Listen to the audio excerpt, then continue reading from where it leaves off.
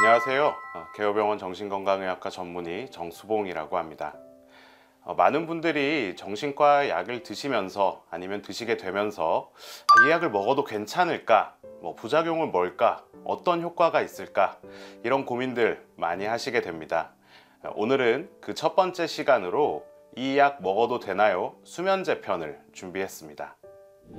수면제라고 받았는데 이 약 먹어도 되나요? 라는 고민들 많이 하셨을 거예요. 수면제에 대해서 말씀드리기 전에 먼저 술에 대해서 좀 얘기를 해보려고 합니다. 사실 술은 누군가는 마시면 화를 내기도 하고 싸우기도 하고 누군가는 울기도 하고 누군가는 잠을 자기도 합니다. 술, 과연 여러분의 뇌를 억제하는 물질일까요? 아니면 활성시키는 물질일까요? 저도 술을 참 마시는데요. 술을 마셨을 때 저의 주사는 잠을 자는 겁니다. 많은 분들이 술 먹고 졸리다는 거 한 번쯤은 경험해 보셨을 거예요. 술은 뇌를 활성시키는 물질이 아니라 억제시키는 그런 물질입니다. 왜 뜬금없이 술 얘기를 했을까 하시겠지만 우리가 흔히 신경안정제라고 부르는 벤조다이아제핀이라는 약물들이 있습니다. 이 약은 신경안정제 아니면 항불안제 이렇게 사용이 많이 되는데요. 수면 목적으로도 처방이 많이 되는 약입니다. 이 벤조다이아제핀이라는 약이 술이랑 거의 비슷한 부위에 작용을 하게 됩니다. 그렇게 해서 사람의 마음을 좀 편하게 해주고 잠이 오게 해주고 그런 효과를 내는 약이지요. 그러다 보니까 이 약이랑 술이랑 같이 드시면 어떻게 될까요?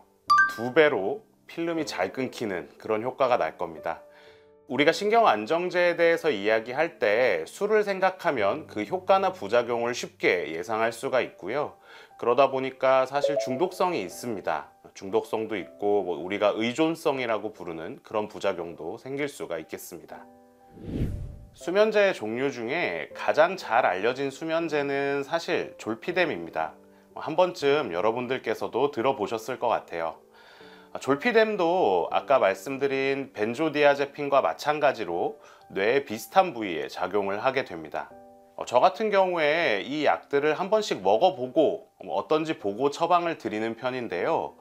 졸피뎀을 제가 한번 먹어본 적이 있었습니다. 그때 엄마랑 같이 살 때였는데 먹고 다음날 어머니가 저를 부르십니다. 야, 일로 와봐라 이러길래 엄마 왜요? 그랬더니 어제 뭐를 했냐 그러시는 거예요.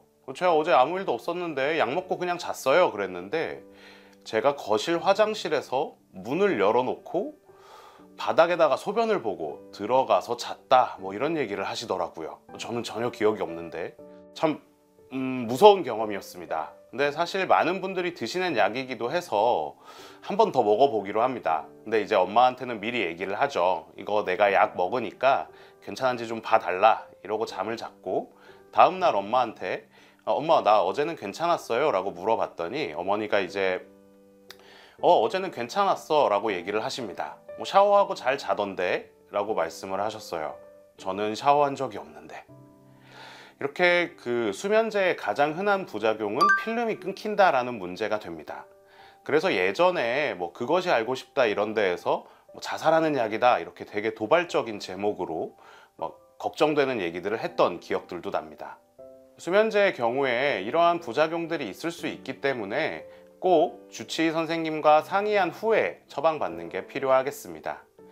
실제로 모든 분들이 수면제를 먹고 이런 부작용을 겪는 것은 아니고요.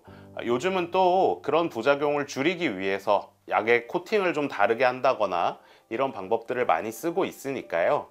너무 걱정은 하시지 마시고 다만 오래 먹어서 좋을 것 없다 정도의 생각은 해주시면 좋겠습니다. 자, 이런 수면제를 혹시 약국에서 사보신 적 있으신가요? 약국에 가서 저 잠이 안 오는데 약 좀 주세요 하면은 실제로 약을 줍니다. 근데 이렇게 전문의약품을 주는 건 아니고요. 약국에서 주는 약을 보면 성분명이 디펜하이드라민 이렇게 적힌 약을 주는 경우가 많습니다. 이 약이 무슨 약인고 하고 찾아보면 항히스타민제라고 나옵니다. 항히스타민제 들어본 적 있으신가요? 콧물약입니다. 우리가 흔히 콧물약으로 쓰는 게 항히스타민제고 그 항히스타민제들 중에 좀 졸린 거를 많이 많이 졸린 약을 약국에서 수면제라고 팔고 있는 거죠. 그래서 안전하긴 하지만 여러분들이 원하는 만큼의 효과를 보실 수 있을지는 잘 모르겠습니다. 수면제를 드시는 분들이 가장 많이 걱정하는 건 수면제를 먹고 치매가 오지는 않을까, 이런 걱정인 것 같아요. 많은 분들이 실제로 이런 걱정을 하고 계시고 이런 뉴스가 나오는 것도 보신 적 있으실 겁니다. 2020년도에 아메리칸 저널 오브 사이키아트리라고 정신과에서 굉장히 유명한 그런 저널에 실린 논문인데요. 신경안정제는 과연 알츠하이머병을 만드는가? 라는 제목입니다. 이 내용에 보면 항불안제, 수면제의 사용이 치매의 발현과 연관이 있다는 증거는 없다고 결론지었다. 심지어 몇몇의 결과는 보호 효과, 치매를 안 생기게 하는 효과를 보이기도 하였다라는 말을 추가하였다. 이런 내용이 나옵니다. 실제로 수면제를 먹고 치매가 오는 경우도 있습니다. 있기는 하지만 너무 많이 먹었을 때, 그리고 의사의 처방 없이 먹었을 때 이러한 결과들이 생기는 거고요. 주치의 선생님과 상의를 해서 안전하게 처방을 한다면 크게 걱정하실 것은 없습니다. 다만 방금 말씀드렸듯이 장기적으로 복약하는 것은 피할 수 있으면 피하는 게 좋겠습니다. 자, 마지막으로 수면제를 처방받고 싶어서 정신과에 갔는데 처방받은 약이 수면제가 아닌 경우가 있을 수 있습니다. 트라조돈, 트리티코라고 많이 알려진 항우울제가 있습니다. 이 약은 25ml에서 150ml까지는 항우울제 효과는 제대로 내지 못하고 수면 효과만 낸다고 알려져 있고요. 150ml부터 600mg까지 먹어야 항우울 효과가 난다, 이렇게 알려져 있습니다. 그러니까 검색을 하면 항우울제라고 나오지만 실제로는 수면을 위해서 처방한 약이다, 이렇게 보실 수 있겠어요. 쿠에타핀이라는 약도 있습니다. 쿠에타핀, 큐로켈, 세로켈 이렇게 부르는 약인데요. 이 약은 더 신기한 게 50mg까지는 수면제 효과밖에 없는데 300mg을 먹으면 항우울제 효과가 있고 800mg을 먹으면 조현병 약물의 효과가 있습니다. 그런데 검색을 하면 조현병 약이다 라는 얘기가 가장 많이 나올 겁니다.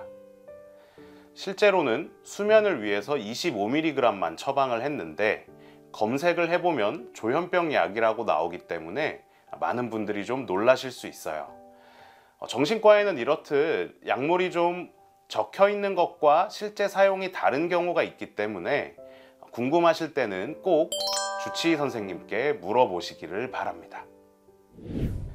네, 지금까지 수면제에 대해서 궁금하셨을 부분들을 알아보았습니다. 저는 개요병원 정신건강의학과 정수봉이었습니다. 감사합니다.